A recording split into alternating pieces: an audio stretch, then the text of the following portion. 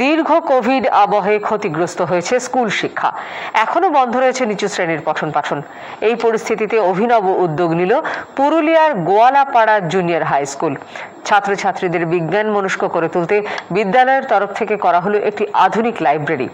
এখানে নিজেদের ভাষাতেই বিজ্ঞান নিয়ে অধ্যয়ন করতে পারবে আদিবাসী জনজাতি ছাত্রছাত্রীরা। কোভিড পরিস্থিতিতে পুরুলিয়া জেলায় শিক্ষা ব্যবস্থায় পড়ে মারাত্মক প্রভাব। বিদ্যালয়ে পঠন পাঠন বন্ধ হয়ে যাওয়ায় রীতিমতো ক্ষতিগ্রস্ত হয় প্রত্যন্ত এলাকার ছাত্রছাত্রীরা। পুরুলিয়া জেলার বোরো ও বান্দোয়ান এলাকা আদিবাসী অধ্যুষিত। অনলাইনে পঠন পাঠন এখানকার ছাত্রছাত্রীরা সেভাবে পায়নি। বিদ্যালয়ে ক্লাস এবং প্র্যাকটিক্যাল বন্ধ হয়ে যাওয়ায় বিজ্ঞান শিক্ষার ক্ষেত্রে সীমাহীন ক্ষতির শিকার হয় নিচু ক্লাসের ছাত্রছাত্রীরা।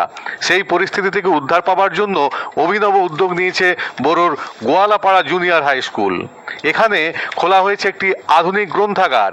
মূলত বিজ্ঞান শিক্ষাকে সামনে রেখে এই গ্রন্থাগারে যেমন রাখা হয়েছে বিজ্ঞান বিষয়ক বিভিন্ন বই, তেমনি হাতে কলমে বিজ্ঞান শিক্ষার জন্যও রাখা হয়েছে নানা সরঞ্জাম।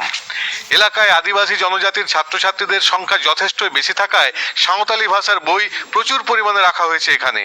নিজেদের ভাষায় বিজ্ঞান পড়তে পেরে দারুণ খুশি খুদে পড়ুয়ারা। লাইব্রেরি ছিল না, এখন আমাদের লাইব্রেরি হয়ে গেছে। আমাদের নিজের সাঁওতাল ভাষা এবং বাকি বিষয়গুলির বইও আমরা যেমন পড়তে পারবো, তার জন্য অনেক সুবিধা হয়ে গেছে।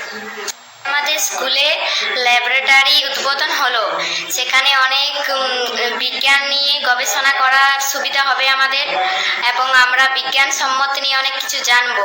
গ্রন্থাগারেই বিজ্ঞান বিষয়ে এইভাবে হাতে কলমে শিক্ষা দেওয়ার উদ্যোগের ভূয়সী প্রশংসা করেছেন বান্দোয়ানের বিধায়ক রাজীব লোচন সোরেন। তিনি দিয়েছেন বিদ্যালয়কে সার্বিক সহযোগিতা করার আশ্বাস। ল্যাবরেটরি ক্লাস 8 পর্যন্ত কি দরকার সেটাও কিন্তু বোঝানোর একটা বিষয় আছে।